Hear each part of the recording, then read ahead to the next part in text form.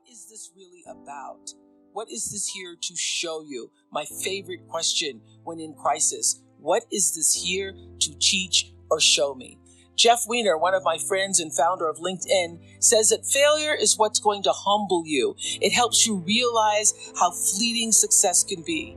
At least traditional measures of success, because you realize that to some extent how it is just beyond your control, and you invest less in it in terms of the way you define yourself. Success in terms of achieving objectives, in terms of manifesting a mission, in terms of manifesting a vision, that's all good, especially if what you do can create good in the world.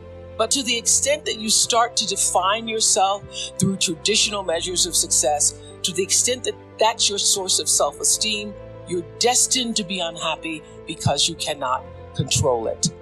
Jack Canfield, another one of my thought leaders that I admire, says, the greatest wound we've all experienced is somehow being rejected for being our authentic self. And as a result of that, we then try to be what we're not to get approval. Love, protection, safety, money, whatever that is. And the real need for all of us really is to reconnect with the essence of who we really are, re-own all the disowned parts of ourselves, whether it's our emotions, our spirituality, whatever. We all go around hiding parts of ourselves. He says he was with a Buddhist teacher a number of years ago, and that teacher said, here's the secret. If you were to meditate for 20 years, this is where you'd finally get to. Just be yourself.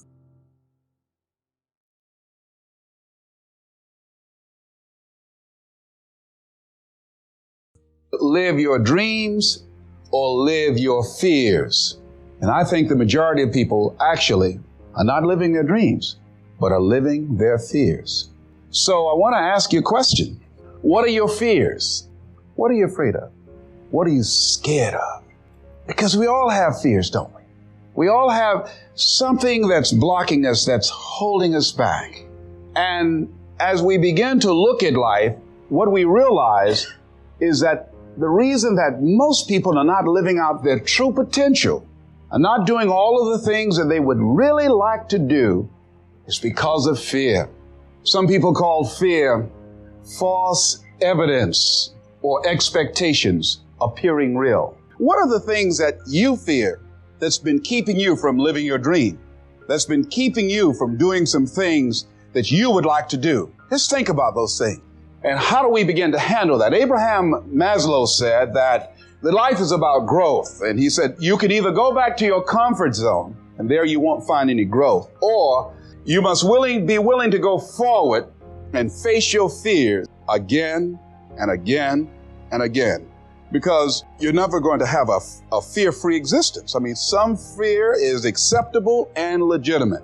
There are some things that you really should be afraid of. Now, you shouldn't allow it to immobilize you. You acknowledge it, you take it into account, and you carry yourself accordingly. There are times that we should proceed with caution. But it's the difference between being stopped by fear. It's the difference between having a fear and the fear having you. So what do? One, acknowledge it and knowing that it's okay. Don't condemn yourself for being afraid. It's perfectly fine to have some fears. You acknowledge your fears, you embrace those fears, and then you move on.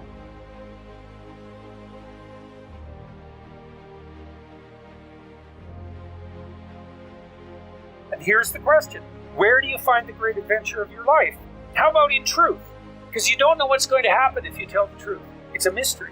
It's going to lay itself out for you.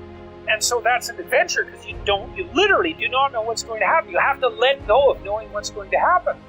And so then you have that adventure. And then what is also the case is that it's you that's having the adventure, right? Because if what you're doing is living in truth, that's you. That truth is you. And so that means that whatever happens when you tell the truth is your adventure.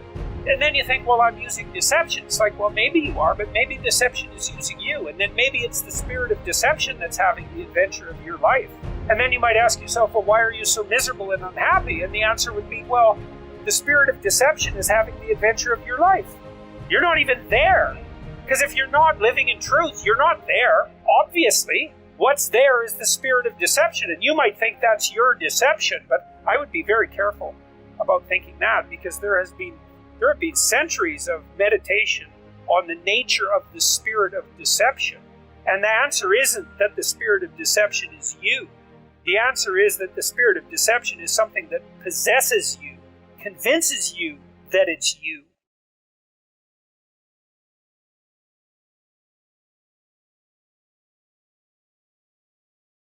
When we die, nobody wants the last balance in their checking account written on their tombstone. Nobody wants the last title on their last business card on their tombstone. That's not how we want to be remembered. We want to be remembered for the kind of person we were in the lives of others. Devoted mother, loving father, these kinds of things. And we want to know that our work had an impact in something bigger than ourselves. It's a very normal human thing. Unfortunately, a lot of people don't start to think about those things until later in their lives. And I've heard this. I usually hear this from senior executives, believe it or not, where they say, I've had great success and I've done all these things. I don't want my life to end on this chapter. I would feel like I've done something wrong, And they want to make sure that they do something powerful and impactful in the lives of others. That's how they want to close the book in their lives. What I love about this young generation is they're starting to think about those kinds of things now. A quote from Angela Davis, which says, you have to act as if it's possible to radically transform the world, and you have to do that all the time. I'm here to tell you that you actually do get to transform the world every day by your actions. Small steps lead to big accomplishments. And I'm here to tell you that your life isn't some big break like everybody thinks it is. They're waiting on the big break. It's actually about taking one significant life transforming step at a time. So you can pick a problem, literally any problem. The list is long because there's gun violence and economic inequality, and there's media bias, and the homeless need opportunity, and the addicted need treatment, and the dreamers need protection. The prison system needs to be reformed. The social safety net needs saving.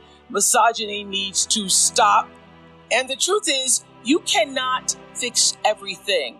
But what you can do here and now is make a decision, because life is about decisions. And the decision is that you will use your life in service. You will be in service to life, and you will speak up, you will show up, you will stand up, you will sit in, you will volunteer, you will vote, you will shout out, you will help, you will lend a hand, you will offer your talent and your kindness however you can, and you will radically transform whatever moment you're in.